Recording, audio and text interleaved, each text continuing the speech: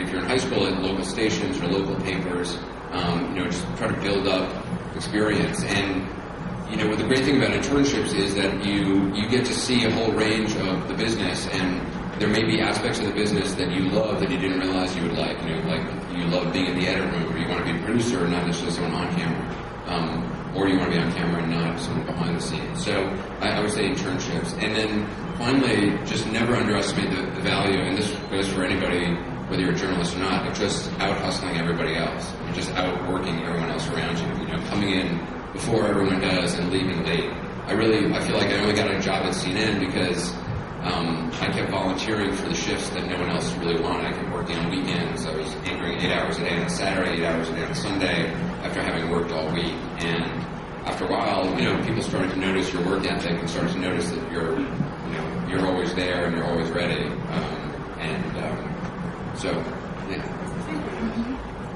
Yeah. Hi, Mr. Cooper. How are you doing? Chloe Anderson. My name is Corey Wilson. I'm in the VCU Mass Communications program, majoring in public relations. I have a piece of paper because I'm so nervous.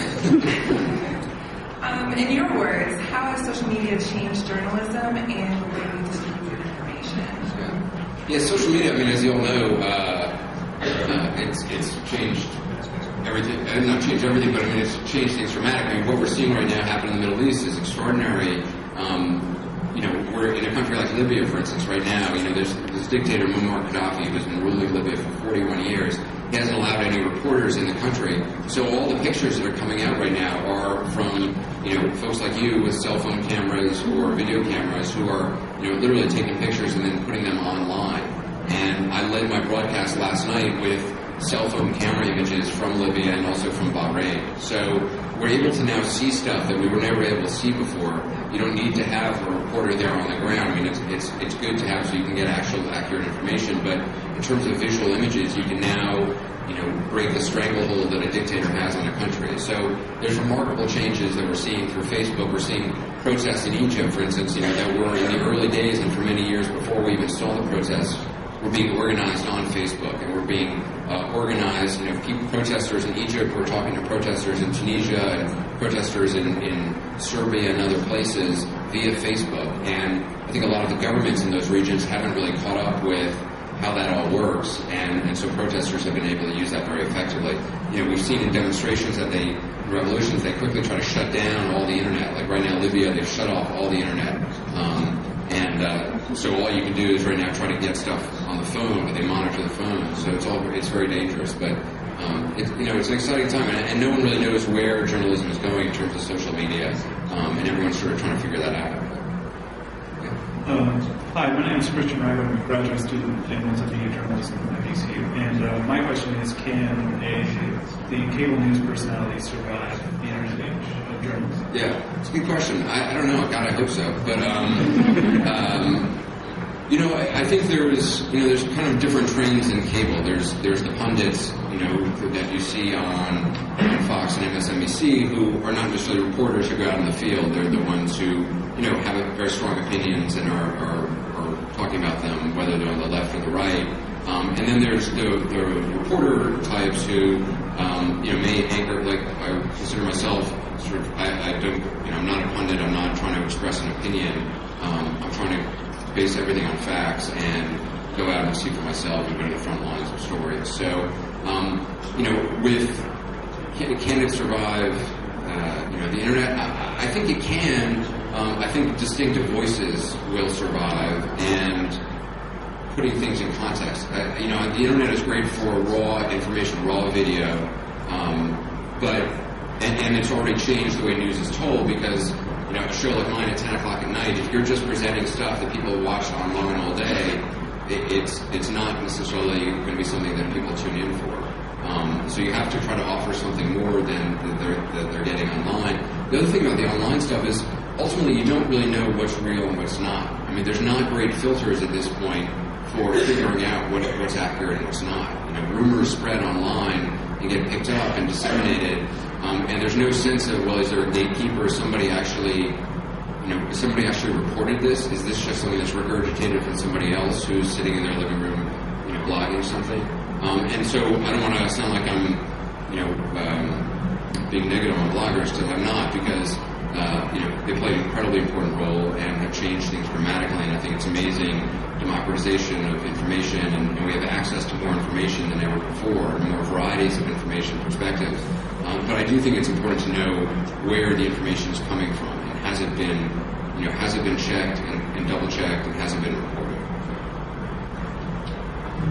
Yep. Hi, Anderson. Hey. My name is Alpha, and I'm from the Henrico Center for Communication.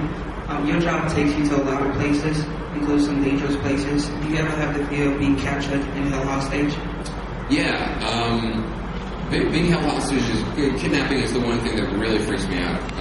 So I hope never to experience it myself. I was in Egypt just 2 weeks ago and was attacked twice over the course of 2 days. First by a mob of people who attacked myself and my producer and my camera person, and then a mob that attacked my vehicle the following day and broke the windows. So reporters more and more are becoming targets, and we're seeing this repeatedly. I mean, just about every reporter I know who was in Egypt was targeted at one time or another by mobs of people who punched them or beat them. It's something you think about all the time. In a lot of these places, reporters now have security, or if you work for a big network and you're well known, there's security personnel who kind of give advice to reporters in the field. But your job is to be at the front line. Your job is to go where it is dangerous, and so there's always going to be a risk involved. The real danger is being borne more often than not by local reporters who live there and can't leave and don't have security, and who every day are risking their lives to tell stories. And those are the people who are getting jailed and getting killed. Foreign reporters in Egypt were just beat up and roughed out and stabbed. One was stabbed. The Fox crew was really beaten severely. A reporter from CBS News was beaten, sexually assaulted.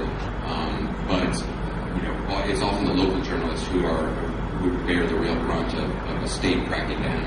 But yeah, I mean, you always worry about something like kidnapping. And you take some precautions and you try to do the best you can. But it's definitely a fear. Good afternoon, Anderson. My name is Lamani Richardson, and I'm a student in the Center for Communications. And I just wanted to know if there is one story or interview that you've been very eager to cover but couldn't get your hands on. Let's see.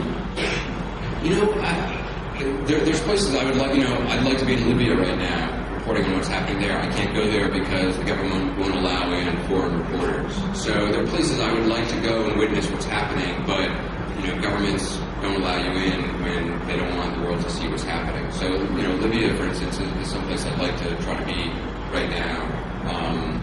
In terms of people I've tried to interview that I haven't been able to, I'm not really all that. I mean, I've done a number of celebrity interviews for 60 Minutes, which I work for CNN and also for 60 Minutes. I just interviewed Lady Gaga, and I interviewed Eminem a couple of months before that.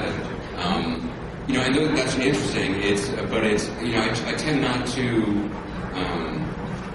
be all that interested in going for a big celebrity interview. But what I found is with the right person, and if they're willing to tell an interesting story, like the Lady Gaga stuff, I thought it was really interesting. I mean, she's 24 years old. She's at the top of her game. She's in full control of her career, and she's very impressive in terms of what she's been able to accomplish. She's probably the most well-known entertainer in the world right now, and it's amazing when you consider 5 years ago she didn't even exist as Lady Gaga. She was a struggling singer, dropped out of NYU. Ladies and gentlemen, please give him